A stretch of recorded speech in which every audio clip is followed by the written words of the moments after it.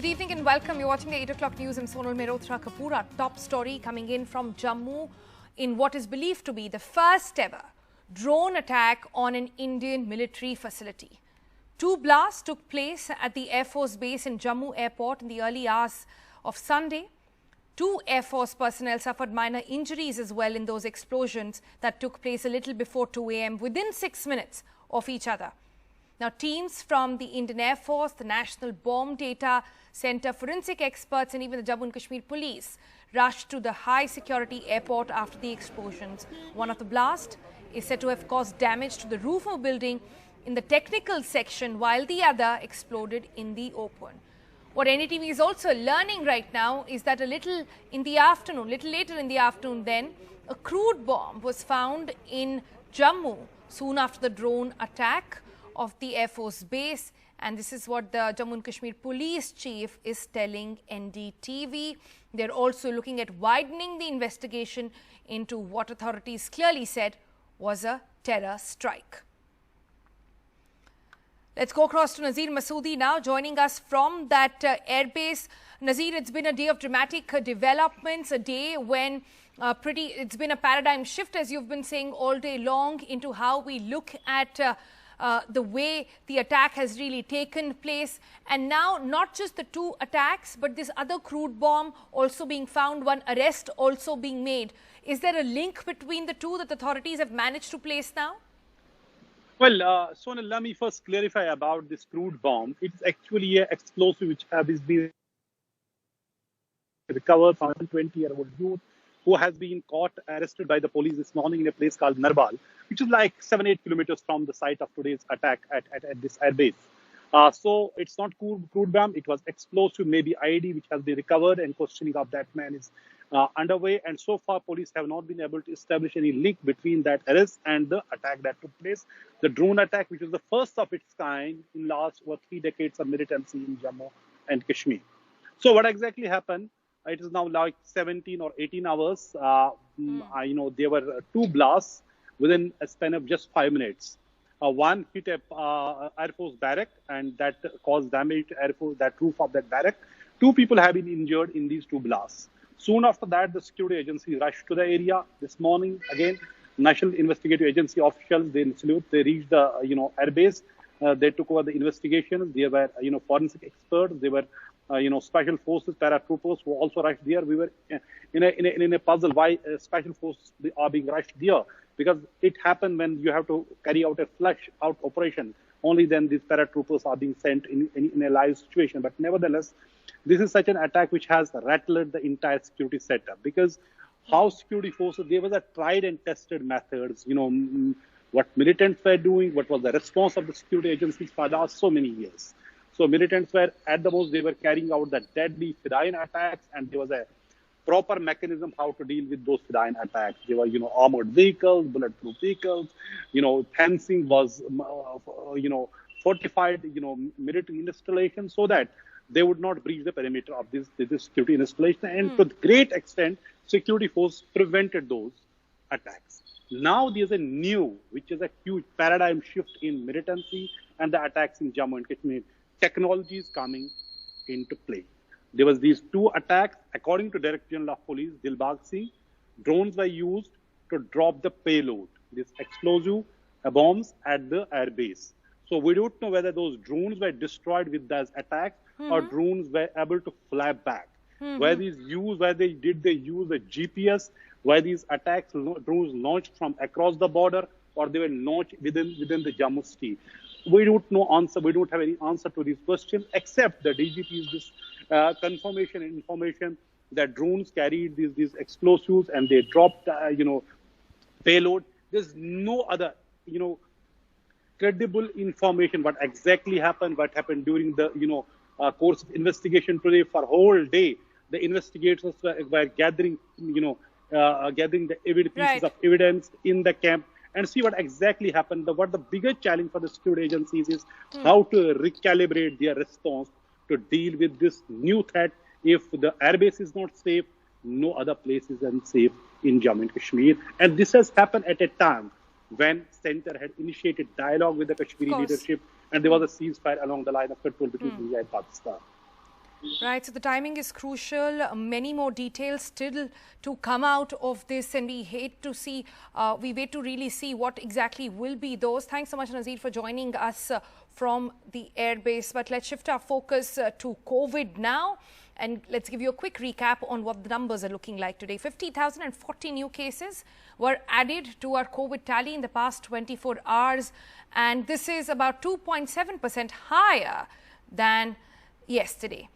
Now, active cases continue to be constitute about 1.94% of the total cases. The deaths, they remain to be about 1,258 in the past 24 hours. Daily recoveries continue to outnumber the daily cases coming in, and the positivity rate, which is said to be a key marker there, the weekly positivity rate over there, that remains to be below 5% currently. And as the COVID pandemic stretches on, with a possible third wave looming, the digital divide in India has stopped many children from accessing online classes and coaching. Just to understand the extent of this problem, Akshay Dongre spoke with several kids who've stayed outside the classroom, and even those who did manage, it was a hard one. In Delhi Sarita Vihar, 15-year-old Vanshika shares her mother's cell phone with her two brothers for them to attend online classes. With only one phone in the family, all the three children have been missing out on their online classes for over a year now. एक ही phone होने की वजह से क्या है कि एक ही phone है तो दोनों की हमारी एक ही टाइम पे क्लास होती है, तो दोनों की टाइम पे क्लास होती है तो किसी न किसी को ना क्लास मिस करनी पड़ जाती है, या फिर वो कर पाते हैं या फिर मैं कर पाती हूँ. Her mother Meera Devi, who works as a domestic help, is worried about the education of her children. ये बड़ी है, इसकी क्लास ज़्यादा अटेंड करना इम्पोर्टेंट है क्योंकि इसकी 10th क्लास की पढ़ाई है, तो इसके करियर के लिए सोचती हूँ. इसकी पढ़ाई बहुत मिस भी हो रही है. घर में समस्या हो रही है कि मैं भी जॉब करती हूँ, तो मैं अगर ये फ़ोन छोड़ के जाऊँ तो ये बच्चे ऑनलाइन क्लास कर पाते हैं, और अगर मैं फ़ोन लेके जाती हूँ तो ये बच्चे का ऑनलाइन क्लास मिस हो जाता है. और फिर मैं बाहर रहती हूँ तो इनसे अगर मैं फ़ोन ले जाती हूँ इनसे कांटेक्ट भी नहीं हो पाता. Riya, a class 7 student of Greenfields Public School in Bhopal, attended online classes for only a few days in June as her father, a daily wage labourer, can't afford a spare mobile for his two children. पापा वहाँ चल जाते duty ढूंढने, तो हम लोग पढ़ाई नहीं कर पाते क्योंकि पापा ले जाते फ़ोन, और हम लोग फिर पूछ के कर लेते हैं आस पड़ोस से, तो वही मिल पाता है. ऑनलाइन क्लास का वो नहीं कर पाते अटेंड. बच्चों को पढ़ाना बहुत मुश्किल हो गया है क्योंकि मेरे पास पैसे ही नहीं है कि मैं मोबाइल रिचार्ज करा पाऊँ. और लॉकडाउन में जब से लॉकडाउन लगा जब से तो बहुत ख़राब परिस्थिति हमारी. मेरे हस्बैंड की नौकरी भी छूट गई है, तो चारों तरफ से परेशानी ही परेशानी घिर रही है. Similarly, in UP's Hapur, Javed has only a personal phone, which his children only use when he is at home, unable to afford another one. एक फ़ोन है हमारे पास, 3 बच्चे पढ़ने वाले हैं. अच्छा. अब बाहर भी तब मैं जाऊँ तो फ़ोन में ले जाऊँ तो पढ़ाई में भी दिक्कत आ रही है. तो किस तरह की दिक्कत आ रही है? पढ़ने की दिक्कत आ रही है सारे. फ़ोन वगैरह नहीं, हमको पैसे नहीं जो फ़ोन दूसरा खरीद के लाऊँ. The school principal in a local school in Hapur claims that out of 780 students, roughly 200 have smartphones. जो ये ऑनलाइन पढ़ाई वाला सिस्टम है ऑफलाइन से तो बिल्कुल डिफरेंट है, और ग्रामीण क्षेत्र में तो ये मान के चलिए ऑनलाइन वाला सिस्टम कामयाब नहीं हो पाया. हमारे स्कूल में 780 बच्चे के करीब हैं और 200 बच्चों के बड़ी मुश्किल से हमें स्मार्टफोन मिले. Meanwhile, Parliamentary Standing Committee on Education has directed Ministry of Education to submit data on school children without access to digital devices by 30 June. This is first such initiative by Parliamentary Committee since the pandemic to take a stock of how many students have no access to digital learning. Even the medical director of India's premier healthcare institute believes that the need of the hour is to aggressively work on the reopening of the schools to reduce the impact of COVID-19 on children's education. I personally feel that we should work aggressively on schools opening because it has really affected the young generation in terms of the knowledge, and especially those who are marginalized and cannot go on to having the online classes. Schools have been shut due to COVID-19 for almost a year and a half, with the digital divide causing irreparable loss to the education of millions of marginalized students. And the only learning from this loss remains the fact that digital India still remains a distant dream. With Adnan in Hapur, Anurag Dwari in Bhopal and camera person Rakesh Singh, I'm Akshay Dongre for NDTV. And the pandemic impacting education and even impacting losses. Look at the latest figures over here. It shows that over 11 crore jobs were lost in April of 2020. But a year down the line, in April of 2021, 27% of those continued to stay unemployed. Mariam Alavi brings you some of those voices. अभी घर गृहस्थी चलाना बहुत मुश्किल हो रहा है. घर में राशन नहीं है, घर में तेल नहीं रहता है, घर में कुछ नहीं रहता, तो बहुत दिक्कतें होती हैं. किससे कहें, किसे नहीं कहें, ऐसी वाली बात होती है. 49-year-old Devendra Pardeshi in Mumbai lost his job as a sales marketing worker in a flooring showroom during last year's lockdown and has been struggling to find another job since. तो हम लोग को 20,000 रुपये देते थे, लेकिन अभी जस्ट लॉकडाउन हुआ है तब से उन्होंने अप्रैल मई जून का हमें तीन महीने का उन्होंने मुझे 5-5 हज़ार रुपये सैलरी दिया. फिर उसके बाद जून में उनको खुद को कोरोना हो गया और उनके घर में उनके फादर को भी कोरोना हो गया, तो फादर एक्सपायर हो गए. तो सर ने मना कर दिया कि बोले मैं अब नहीं कर सकता हूँ, तुम अपना नज़दीकी कहीं जॉब ढूंढ लो. और मैं पिछले 1-1.5 साल से हर जगह पे जॉब के लिए अप्लाई किया, लेकिन कहीं से भी रिस्पॉन्स नहीं आ रहा है. आपने कितने जॉब के लिए अप्लाई किया होगा? मैंने कम से कम 5 से 6 जॉब के लिए अप्लाई किया हूँ. मतलब as a customer relation executive job मैं कर सकता हूँ और मैंने वो भी काम किया हूँ. तो कस्टमर रिलेशन एग्जीक्यूटिव या एडमिन का काम ये सब मुझे अच्छा तरीके से आता है, क्योंकि मैंने सैमसंग में भी काम कर चुका हूँ, फिलिप्स में भी काम कर चुका हूँ और टाटा स्काई में भी काम कर चुका हूँ. बीच में कोई काम कुछ करने मैं एक्चुअली कैमरामैन का भी काम किया हूँ. पहले मैं सीरियल वगैरह करता था काफ़ी, तो अभी मैंने 2-4 कैमरामैन से भी बात किया था, तो मुझे एक मराठी सीरियल का काम मिला था 15 दिन का. तो वो भी पेमेंट ऐसा है कि काम करो उसके 45 डेज़ के बाद पेमेंट मिलता है. तो वो भी हमने 2,000 दिए, कभी 4,000 दिए, ऐसा करते करते मेरे को उन्होंने 9,000 मेरा बना था 15 दिन का, तो 9,000 मेरे को उन्होंने ऐसे 3,000 कभी 2,000 कभी ऐसा करते करते 4 महीने से वही दे रहे. तो जैसे जैसे हम लोग वही गाड़ी चला रहे बस. The first wave in the national lockdown last year saw many lose their jobs. The private think tank CMIE, which regularly publishes job loss data, estimated that in the month of April 2020 alone, over 11 crore jobs were lost. However, what this doesn't reflect is that how, because of a faltering economy and a muted job market during the pandemic, many of those who lost their jobs last year continue to be unemployed even now, over a year later, and even in India's commercial capital, Mumbai.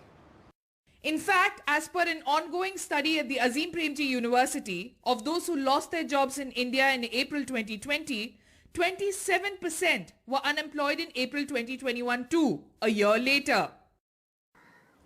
The Pardeshi family are now surviving on loans, the wife's meager wages from an NGO she works part-time at, and the benevolence of their elder daughter, who works with a private finance company. They say they eat sub-quality rice and grains they buy from the government ration shops now, but they've saved some good rice from their well-off days for guests and special occasions.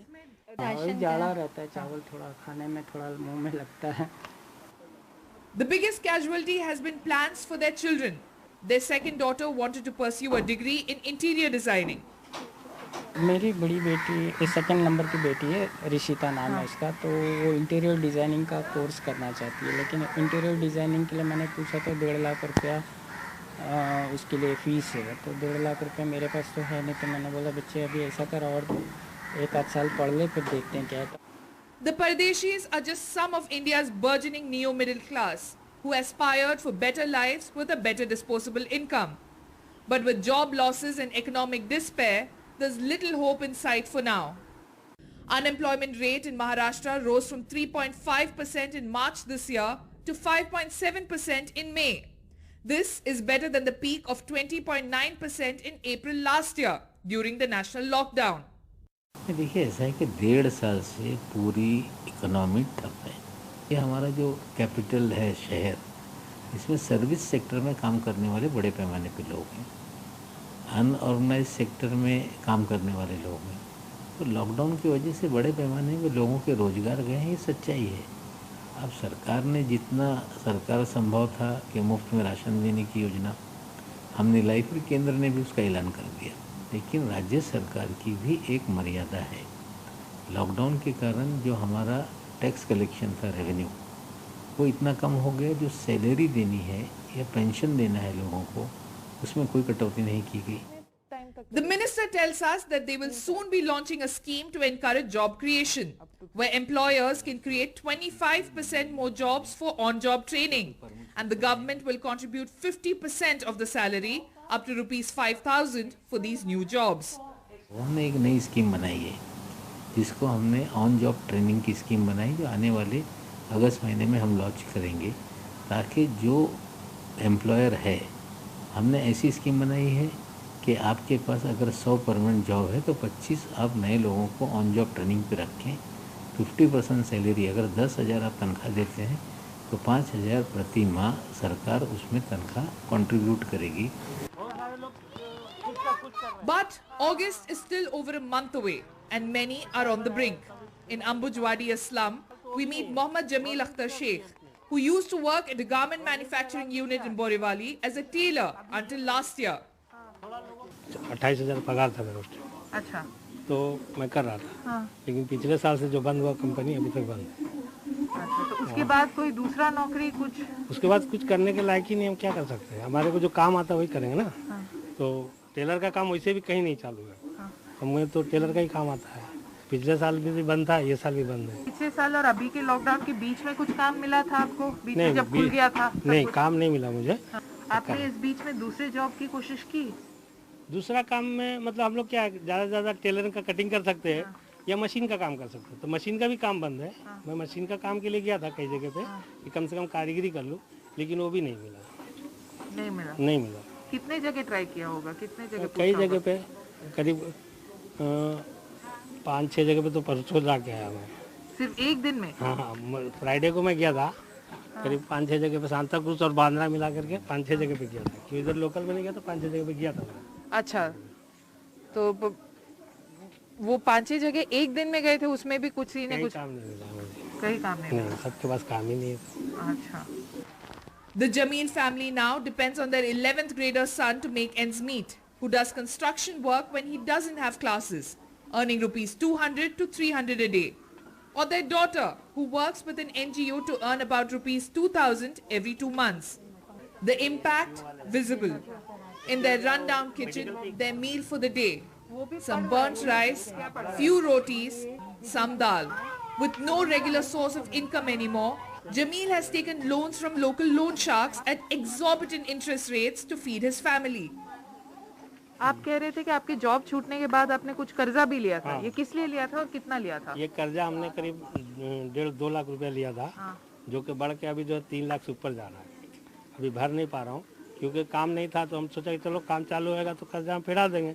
और कर्जा जो है अन्ना लोगों से लिया हुआ है। हाँ। जो मतलब 15% कम से कम उनका रहता है महीने वाला सिस्टम। हाँ। महीने का 15%, साल का नहीं है, महीने का 15% का उनका इंटरेस्ट आता है। हाँ। अभी क्या मालूम उनका कितना होगा। हाँ। हम लोगों ने 2020 का लॉकडाउन के बाद सोचा था कि अभी खुल जाएगा। हाँ। तो काम करेंगे तो फिर जाएगा कर्जा। हाँ। क्योंकि हम लोग का जरा सैलरी ठीक ठाक रहता है। हाँ। तो फिर जाएगा।